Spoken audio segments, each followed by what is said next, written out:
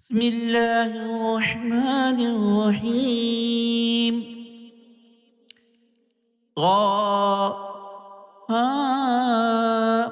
ما أنزلنا عليك القرآن لتشقى إلا تذكرة لمن يغشى تنزيلا ممن خلق الأرض والسماوات العلى الرحمن على العرش استوى له ما في السماوات وما في الأرض وما بينهما وما تحت الثرى وإن تجهر بالقول فإنه يعلم السر وأخفى الله لا إله إلا هو له الأسماء الحسنى. وهل أتاك حديث موسى إذ رأى نارا فقال لأهلهم كثوا إني آنست نارا لعلي آتيكم منها بقبس أو أجد على النار هدى فلما أتاها نودي يا موسى إني أنا ربك فاخلع نعلك إنك بالواد المقدس طوى وأنا اخترتك فاستمع لما يوحى إنني أنا الله لا إله إلا أنا فاعبدني وأقم الصلاة لذكري إن الساعة آتية أكاد أخفيها لتجزى كل نفس بما تسعى فلا يصدنك عنها من لا يؤمن بها واتبع هواه فتردى وما تلك بيمينك يا موسى قال هي عصاي أتوكل عليها وأهش بها على غنمي ولي فيها مآرب أخرى قال ألقها يا موسى فألقاها فإذا هي حية تسعى قال خذها ولا تخف سنعيدها سيرتها الأولى واضمم يدك إلى جناحك تخرج بيضاء من غير سوء آية أخرى لنريك من آياتنا الكبرى اذهب إلى فرعون إنه طغى قال رب اشرح لي صدري ويسر لي أمري واحلل عقدة من لساني يفقه قولي واجعل لي وزيرا من أهلي هارون أخي اشدد به أزري وأشركه في أمري كي نسبحك كثيرا ونذكرك كثيرا إنك كنت بين بصيرا قال قد أوتيت سؤلك يا موسى ولقد مننا عليك مرة أخرى إذ أوحينا إلى أمك ما يوحى أن اقذفيه في التابوت فاقذفيه في اليم فليلقه اليم بالساحل يأخذه عدو لي وعدو له وألقيت عليك محبة مني ولتصنع على عيني استمشي أختك فتقول هل أدلكم على من يكفل فرجعناك إلى أمك كي تقر عينها ولا تحزن وقتلت نفسا فنجيناك من الغم وفتناك فتونا فلبثت سنين في أهل مدين ثم جئت على قدري يا موسى واصطنعتك لنفسي اذهب أنت وأخوك بآياتي ولا تني في ذكري اذهبا إلى فرعون إنه طغى فقولا له قولا لينا لعله يتذكر أو يخشى قال ربنا إننا نخاف أن يفرط علينا أو أن يطغى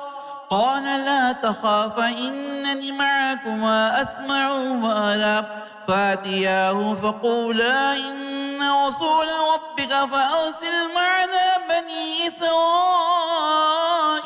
ولا تعذبهم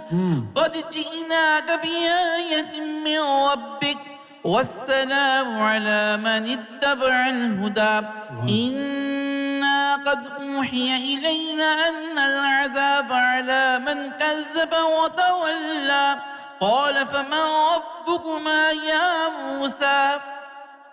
قال ربنا الذي أعطى كل شيء خلقه ثم هدى قال فما بال القرون الأولى قال علمها عند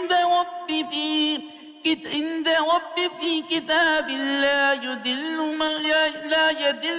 ربي ولا ينسى الذي جعل لكم الأرض مهدا وسلك لكم فيها سبلا وأنزل من السماء ماء فأخرجنا به أزواجا من نبات شتى كلوا ورعوا أنعامكم إن في ذلك لآيات لأولي النهى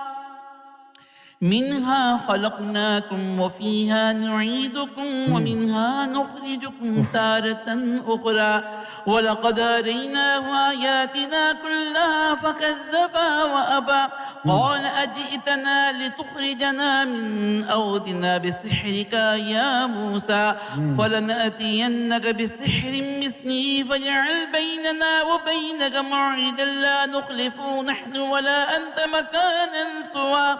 قال موعدك يوم الزينة وأن يحشر الناس ضحى فتولى فرعون فجمع كيده ثم أتى قال لهم موسى ويلكم لا تفتروا على الله كذبا فيسحتكم بعذاب وقد خاب من افترى فتنازعوا أمرهم بينهم وأسروا النجوى قالوا إن هذان لساحران يريدان أن يخرجكم من أرضكم بسحرهما ويذهبا بطريقتكم المثلى فأجمعوا كيدكم ثم تصفى وقد أفلح اليوم من استعلى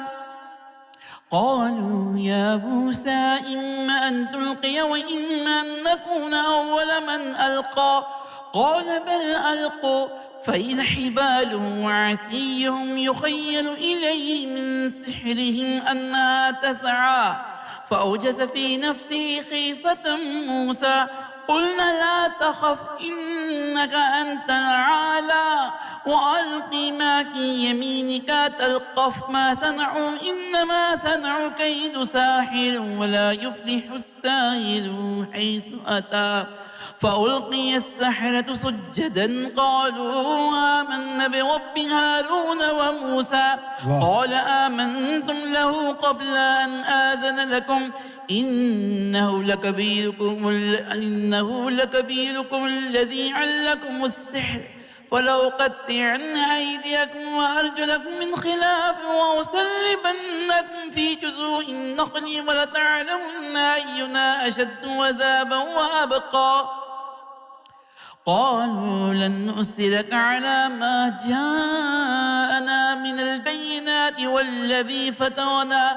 فاقضِ ما أنت قاضٍ إنما تقضي هذه الحياة الدنيا إنا آمنا بربنا ليغفر لنا خطايانا وما أكرهتنا عليه من السحر والله خير وأبقى إنه من يأت ربه مجرما فإن له جهنم لا يموت فيها ولا يحيا ومن يأته مؤمنا قد عمل الصالحات فأولئك لهم الدرجات العلى جنات عدن تجري من تحتها الأنهار خالدين فيها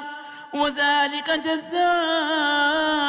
من تزكى ولقد أوحينا إلى موسى أن أسر بعبادي فاضرب لهم طريقا في البحر يبسا لا تخاف دركا ولا تخشى فأتبعهم فرعون بجنوده فغشيهم من اليم ما غشيهم وأضل فرعون قومه وما هدى يا بني إسرائيل قد أنجيناكم من عدوكم ووعدناكم جانب الطور الأيمن ونزلنا عليكم المن والسلوى كلوا من طيبات ما رزقناكم ولا تطغوا فيه فيحل عليكم غضبي ومن يحلل عليه غضبي فقد هوى وإني لغفار لمن تاب وآمن وعمل صالحا ثم اهتدى وما أعجلك عن قومك يا موسى قال هم أولاي على أثري وعجلت إليك ربي لتردى قال فإنا قد فتنا قومك من بعدك وأضلهم السامري فرجع موسى إلى قومه غضبان آسفا قال يا قوم ألم يعدكم ربكم وعدا حسنا أفطال عليكم العهد أم أردتم أن يحل عليكم غضب من ربكم فأخلفتم موعدي قالوا ما أخلفنا موعدك بملكنا ولكن حملنا أوزارا من زينة القوم فقذفناها فكذلك ألقى السامري فأخرج لهم عجلا جسدا له خوار فقالوا هذا إلهكم وإله موسى فنسي أفلا يرون ألا يرجع إليهم قولا ولا يملك لهم ضرا ولا نفعا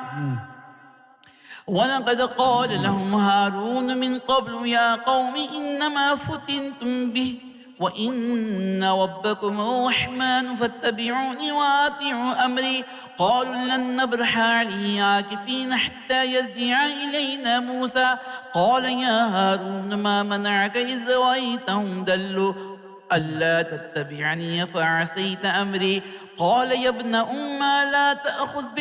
بلحيتي ولا براسي إني خشيت أن تقول فرقت بين بني إسرائيل ولم ترقب قولي قال فما خطبك يا سامري قال بصرت بما لم يبصر به فقبضت قبضة من أثر الرسول فنبذتها وكذلك سولت لي نفسي قال فاذهب فإن لك في الحياة أن تقول لا مساس وإن لك موعدا لن تخلفا وانظر إلى إلهك الذي زلت عليه عاقفا لنحرقنه ثم لننسفنه في اليم نسفا إنما إلهكم الله الذي لا إله إلا هو وسع كل شيء علما كذلك نقص عليك من أنباء ما قد سبق وقد آتيناك من لدنا ذكرا من أعرض عنه فإنه يحمل يوم القيامة وزرا خالدين فيه وساء لهم يوم القيامة حملا يوم ينفخ في الصور ونحشر المجرمين يومئذ زرقا يتخافتون بينهم إن لبثتم إلا عشرا نحن أعلم بما يقولون إذ يقول أمثلهم طريقة إن لبثتم إلا يوما ويسألونك عن الجبال فقل ينسفها ربي نسفا فيذرها قاعا صفصفا لا ترى فيها عوجا ولا أمتا يومئذ يتبعون الداعي لا عوج له وخشعت الأصوات للرحمن فلا تسمع إلا همسا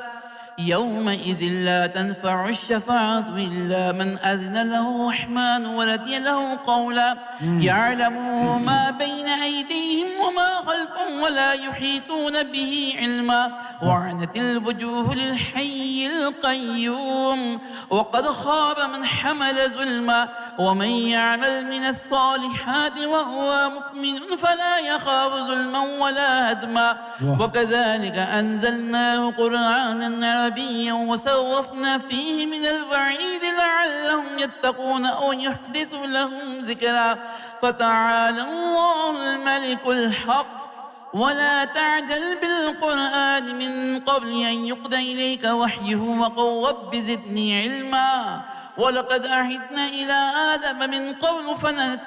فنسي ولم نجد له عزما وإذ قلنا للملائكة اسجدوا لآدم فسجدوا إلا إبليس أبى فقلنا يا آدم إن هذا عدو لك ولزوجك فلا يخرجنكما من الجنة فتشقى إن لك ألا تجوع فيها ولا تعرى وأنك لا تسمع فيها ولا تضحى فوسوس إليه الشيطان قال يا آدم هل أدلك على شجرة الخلد وملك لا يبلى فأكل منها فبدت لهما سوآتهما وطفقا يخصفان عليهما من ورق الجنة وعسى آدم ربه فغوى ثم اجتباه ربه فتاب عليه وهدى قال اهبطا منها جميعا بعضكم لبعض عدو فإما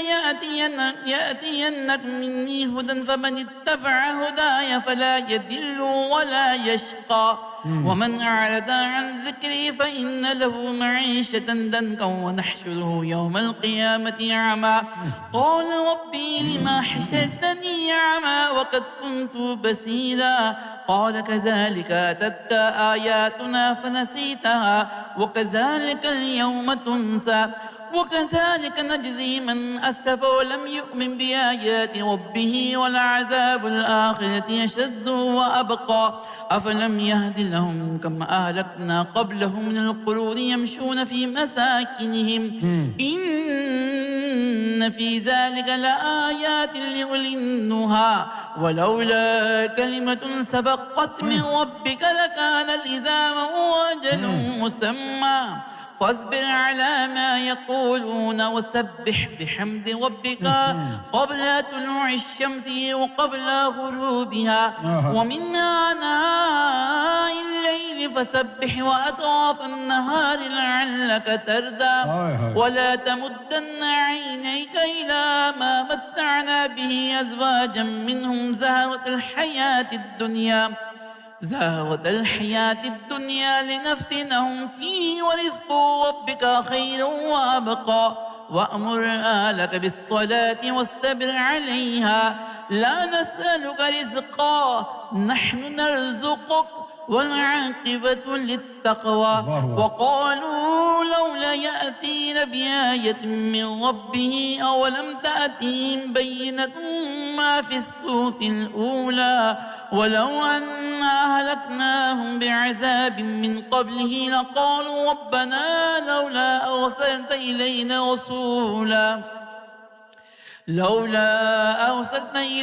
رسولا فنتبع آياتك من قبل أن نزل ونخزى قل كل متربص فتربصوا فستعلمون من أصحاب الصراط السوي ومن اهتدى